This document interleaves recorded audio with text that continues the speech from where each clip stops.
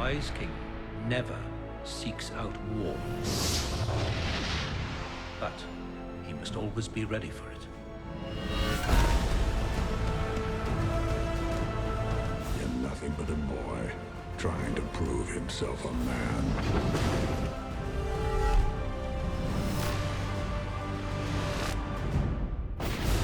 Why have you done this? To prove to Father that I am a worthy son.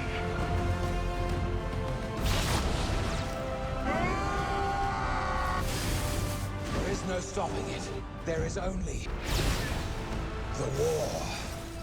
So be it. You betray me, and I will kill you.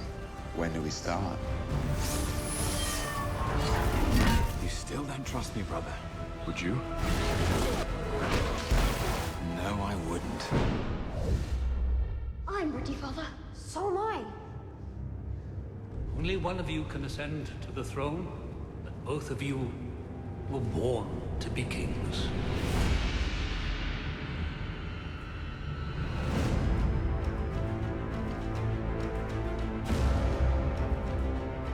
If you look at the majority of the Marvel characters, they're all human, and they're all relatable, and they all have flaws. And then you have Thor, who's the prince of a cosmic realm, literally at the top of the food chain of the entire universe. And Loki, his rogue brother Pooh, feels like he was destined to be king.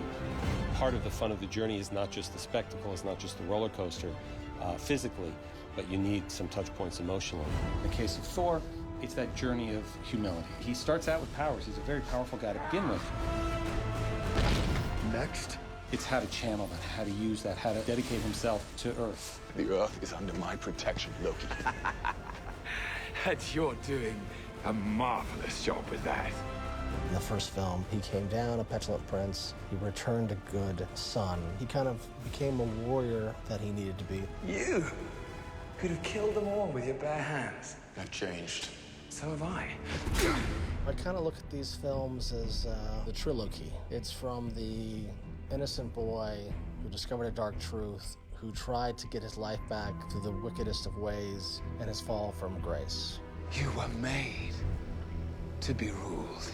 As Thor rose to become the hero, Loki descended to become the villain. Look at this! Look around you! You think this madness will end with your rule? It's too late. It's too late to stop it. No.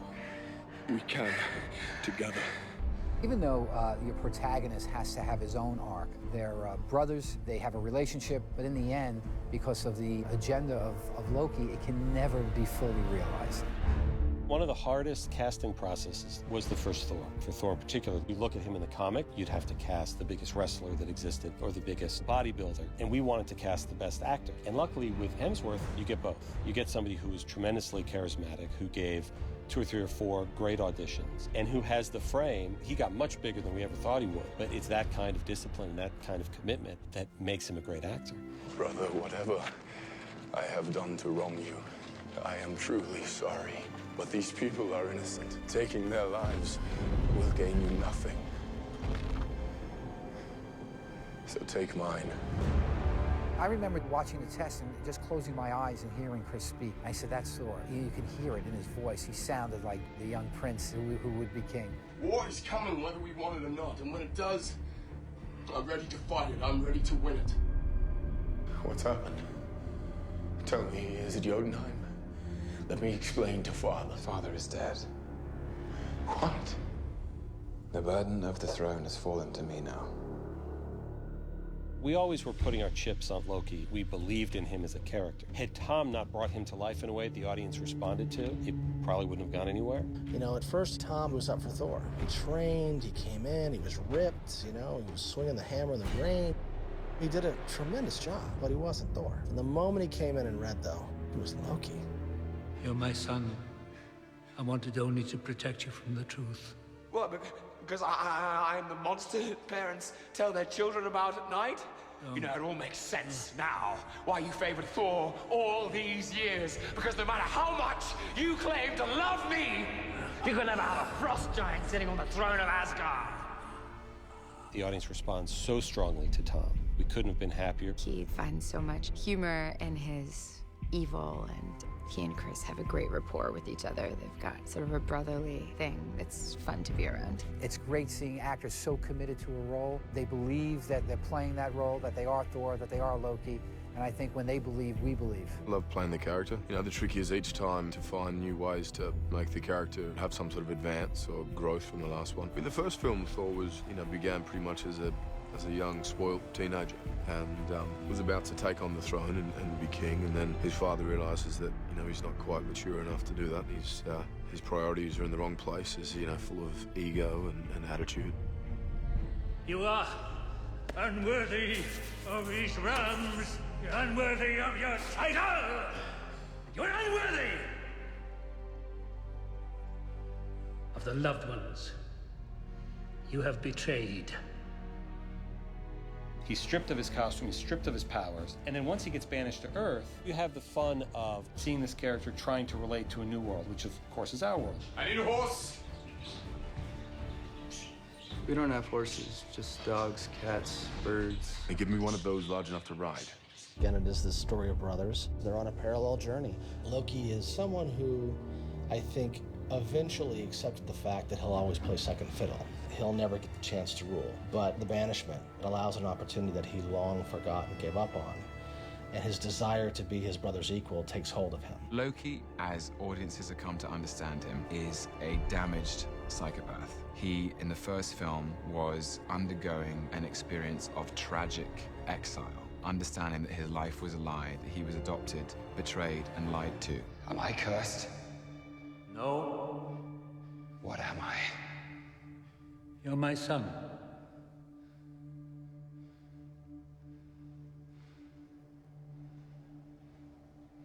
What more than that? Had Odin had more faith in Loki and maybe been more honest with his sons, the secrets he was forced to keep could have avoided the destruction of his family and the falling out of his two sons, who started as two loving brothers but end as the worst of enemies. I could have done it, Father! I could have done it! For you! For all of us! No, Loki.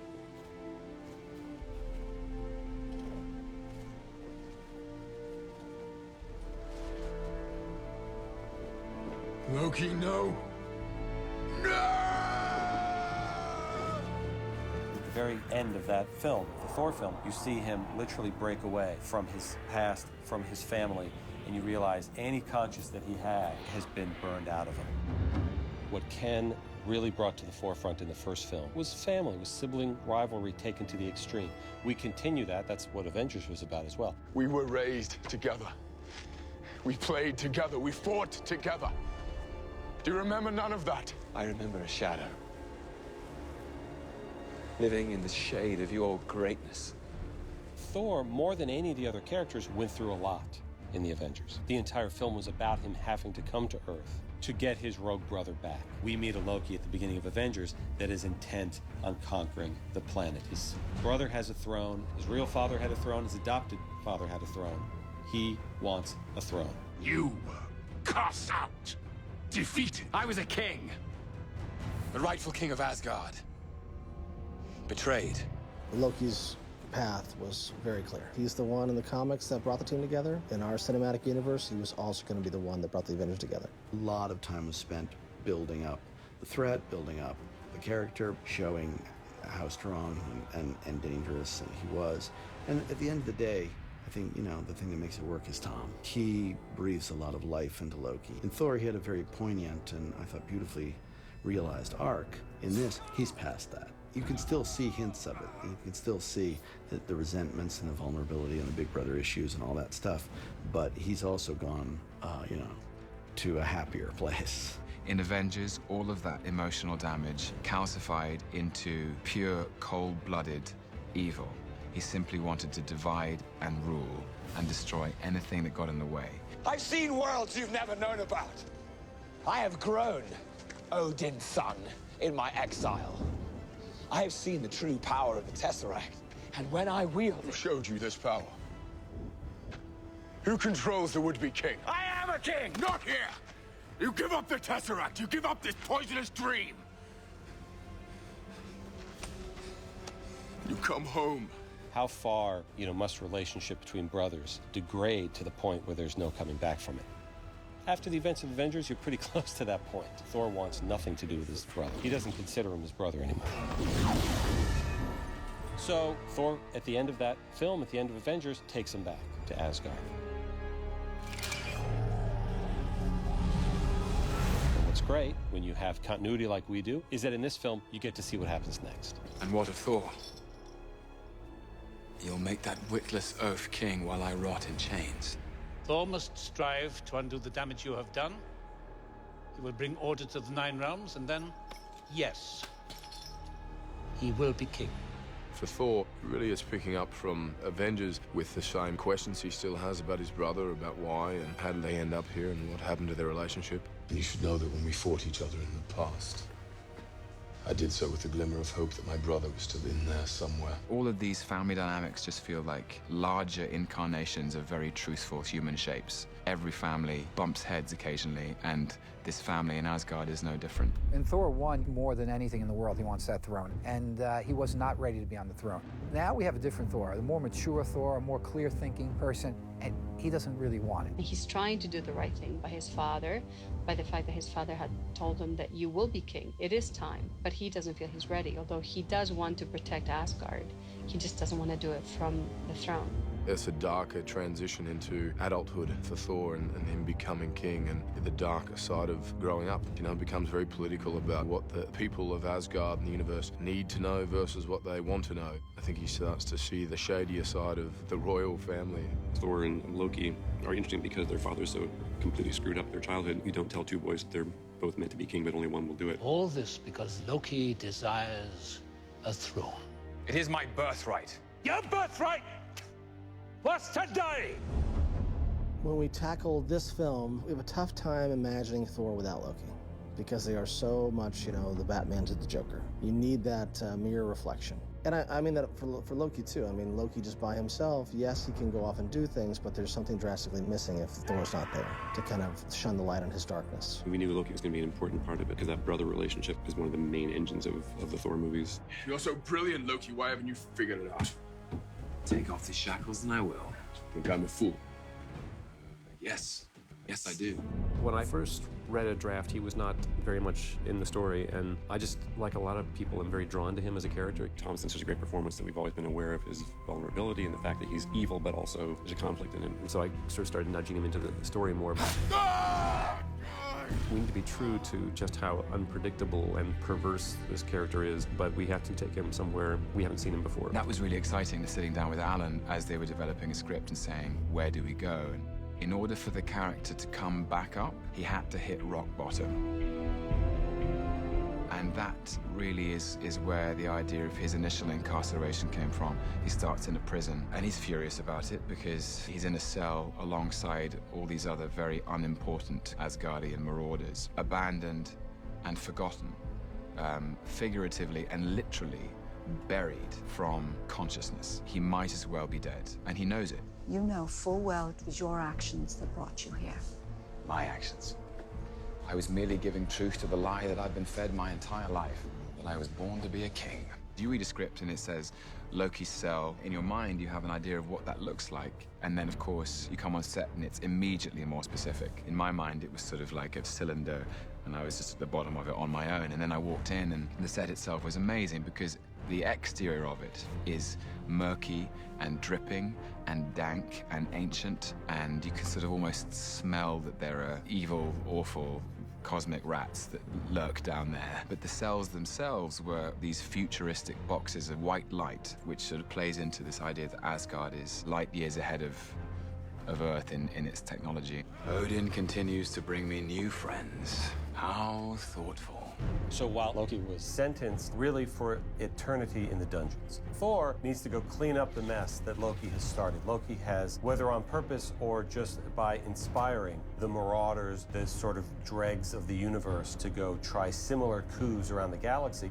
The Bifrost having been destroyed has really allowed the criminals of the universe to to wreak havoc. And so they've been doing some sort of peacekeeping. We had to create a race of marauders, which were sort of all-purpose bad guys, and that was very collaborative. Our costume person was working on it, our concept artists were working on it. We have quite a rich color palette with marauders, where we got browns to greens to reds to vivid colors. And we have a character who's kind of the horn marauder, and his horns are literally, 2 feet out here. They're massive. He's got teeth, he's got contact lenses. There's a serious prosthetic, about 4 hours in prosthetics. We have a few of those kind of characters, and some of them are less involved, but they're all different, they're all off-world, and they're all crazy. Vanaheim is Hogan's home planet, and it was stunning. Even under all the chaos and all the bombs going off and all the, horses and everything, it was a beautiful, beautiful area. We shot it outside of London. I kind of came in and said, okay, I want to make him more dynamic. A lot of the time we have seen him in the past, I think, fighting hand-to-hand combat like a Viking, which has an element of his style, but we needed to embrace that he had far more advanced skills than that. The guy can fly and split the earth in half with his weapon. So developing different ways to use the hammer and not always using the hammer, with the idea of getting him off the ground a lot more and, more wire work.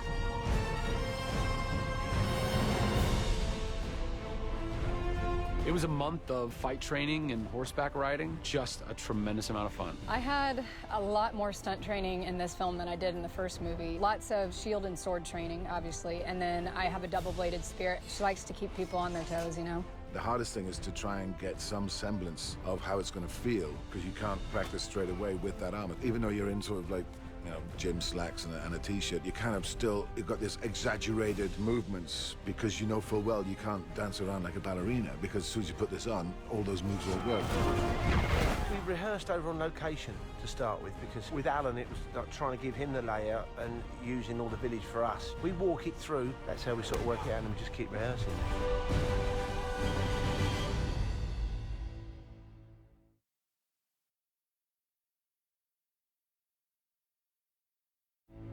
For the first time since Bifrost was destroyed, the Nine Realms are at peace.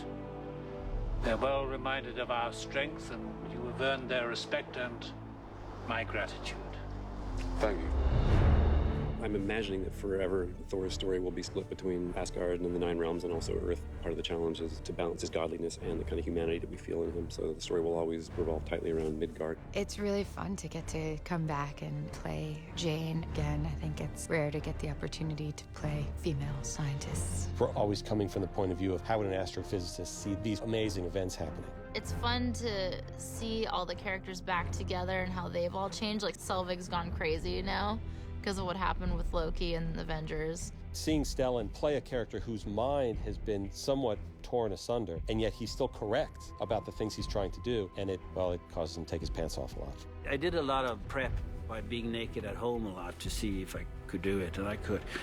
And the first one is that real fish out of water quality with Thor on Earth, which played so well. The natural thing to do seemed to be to reverse that, take a human up into the Nine Realms and into Asgard. I was really happy about Jane going to Asgard.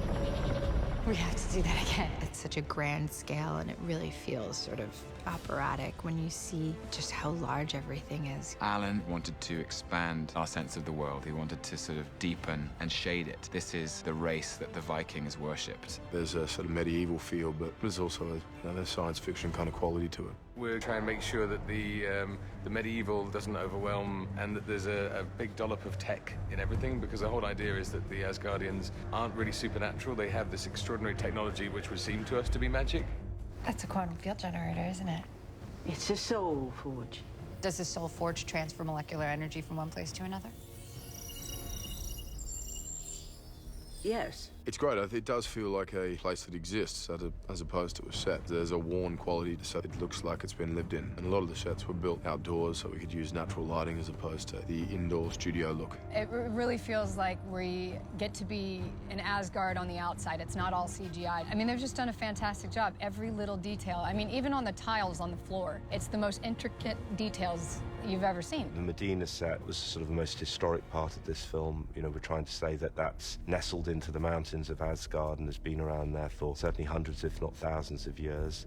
And that was just simply a world where we wanted to mix an ancient architecture, or certainly an earlier architecture, into something as the city grows above us. It becomes much more modern and futuristic. Any chance that we could allow to have any vegetation or any animals, birds, horses, we felt that in the first one we didn't feel how Asgard lived, and in this one we try to make sure that we give you that feeling of a full-on city. We wanted to be true to the idea, both within the Marvel universe and within Norse mythology, that Asgard was a golden city, a throne room. It needed to be beautiful. We needed to be able to get a lot of light in there. It also needed to act as one of the biggest environments in the film for this spectacular kind of crash from this elf ship which charges into it. So there were a lot of engineering issues with it about how this ship cuts through the columns.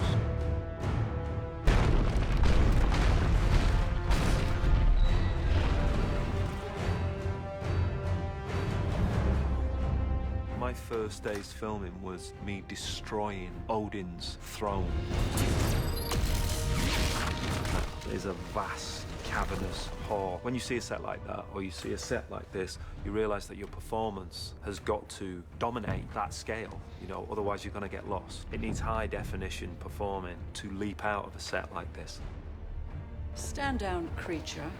Thor's mother and Loki's mother, Frigga, played by Rene Russo, has a much bigger part in this film. Who are you? I am Malekith, and I would have what is mine.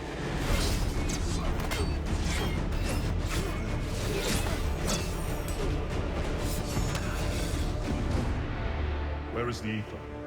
I'll never tell you. I believe you.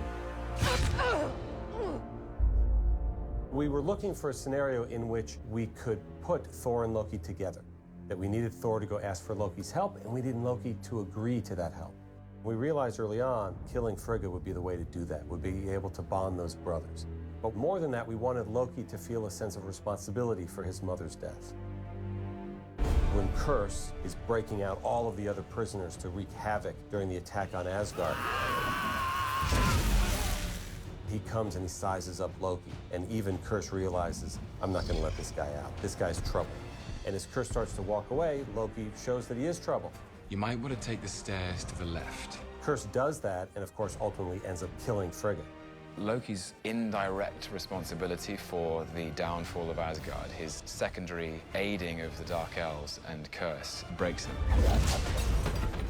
And now Thor needs Loki because he needs to find Svartalheim, he needs to find the Dark Elves, and he appeals to Loki's need for vengeance. He needs to avenge the death of his mother. You help me escape Asgard, and I will grant it to you. Vengeance and afterward this cell. Loki's the only person with the key to the back door, essentially. And this dramatic event gives them a chance to escape.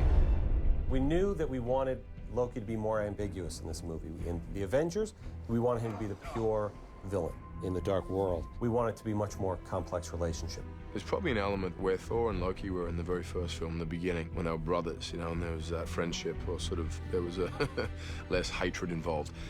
There is, I think, we get to a place where there's more of that this time around, you know? And also, Thor gets to really ask Loki, what do you want? You know, what's this about? What, like, why? How did we get here? And also apologize. Yeah, okay, I maybe played a part in that, but, you know, I think he's able to confront Loki and say it's about time that you kind of recognize your role in this. What help were you in your cell? Who put me there? Who put me there? You know damn well. You know damn well who. She wouldn't want us to fight. Well, she wouldn't exactly be shocked.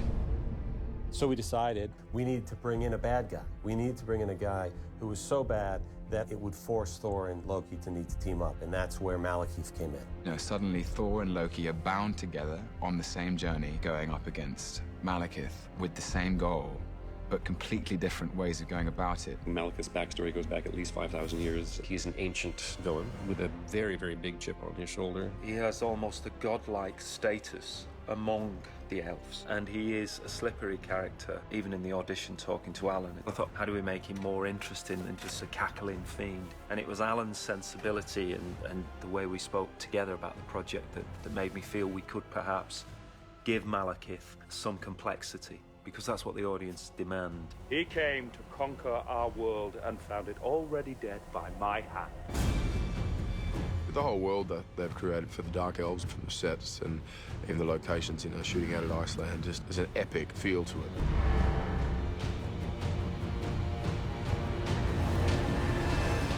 This Thor is called the Dark World, and that is the world of the Dark Elves, and we needed to find a place that could fill that role, and Iceland, with its black volcanic sand and its amazing landscapes, is doing that for us. This is the world of Svartalheim, and just a moment ago we shot the scene where the Dark Elves first returned home and took deep breaths of poisoned air. We've scoured the earth to try and find the right spot where we could dress the things that we need to dress on top of a real location.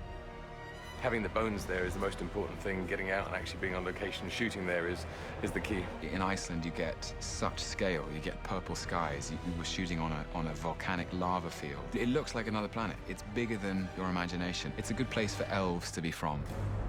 We were incredibly lucky that when we went to Iceland, it was very windy. And although it's difficult to shoot with wind, but then you have proper wind that you can have in such a remote location, which is very difficult to bring any of these fans there. So Mother Nature gives you the wind, which 100% it allows you to believe that what's happening is there, because you would presume to have that kind of wind there. You know this plan of yours is going to get us killed. Possibly. For Thor, there's this question of trust. Can Thor trust Loki? But Thor is in a desperate place, so he is forced to trust him. And first example of that is when he takes off the cuffs. So we think that's it. Loki betrays him. And that, of course, in and of itself becomes a trick just for Malekith. And we realize they were working together. Both characters, Thor and Loki, are exposed for who they really are. And I think they surprise each other.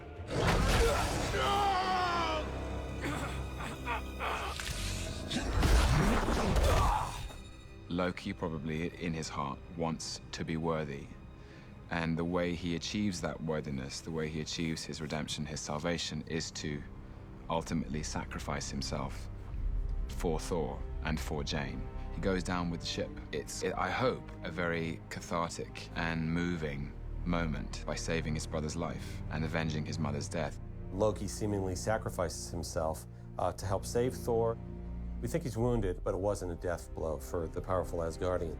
I'll tell Father what you did here today. I didn't do it for him. Thor now is heading into a battle with Malekith, the person who killed his mother, the person that Thor believes, at least, is responsible for the death of his brother. And Thor has all of that rage and all of that motivation going into our final battle.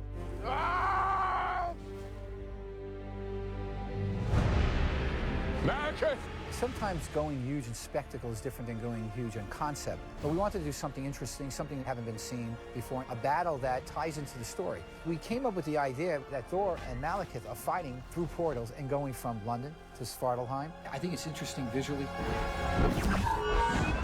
It's almost like this energy suction point that you go from one world to the other. And we bring some wonderful characters from the first one. The gigantic beast that comes out that then eats one of the elves. By turning the battlefield upside down in such a way, it gave this film a very unique voice in the end. How do I get to Greenwich? Take this train, 3 stops. How can we outsmart ourselves to make sure that we keep it fresh and new and renewed of something different? And I think the ether becoming its own element of danger. I think that what we created with Malekith, when he actually does possess the ether and how he throws it and what he creates this shards of knives, and it looks really dangerous. And if it were to get you, it will slash you. And that's something that it was a little different too, that we wanted to try. It could look at something almost ethereal and mystical and beautiful, and yet as dangerous as the most deadly weapon.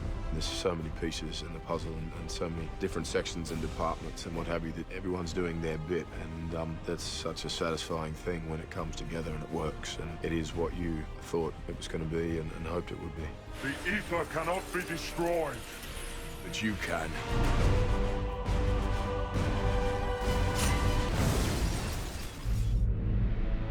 Thor returns to Asgard and realizes what he wants. He doesn't want to be king. He doesn't want to be on the throne.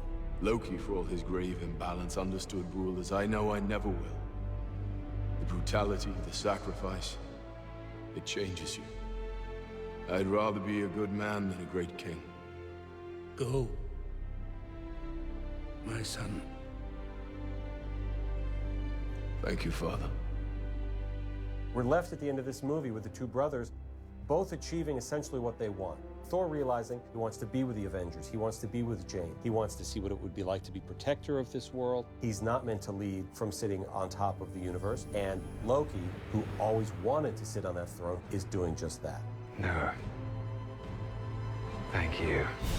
The really exciting thing about the world of Thor is you have at the center of it a man who is wrestling with his identity. He's arguing with his father. He has a very complicated relationship with his brother, which is where I come in. And he has a woman he loves. And I think all of the characters within that landscape are infused with a humanity, and a humanity that seems to reflect our own. And then alongside it, you have fantastic explosions and action set pieces that are intrinsically cinematic. They thrill you and they excite you, and that's why we all love the movies, is because it's like magic. And that's why we're all doing it, is for that magic moment.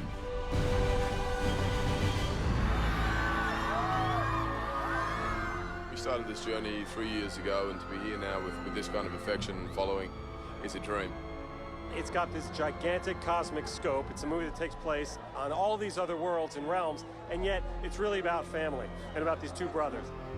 We have to, as filmmakers, delve deeper into their characters and tell stories that are not easy for them, that there's a lot of obstacles. It's a complicated family, the family of Asgard. Thor, Loki, Odin, Frigga. They've got some differences to resolve.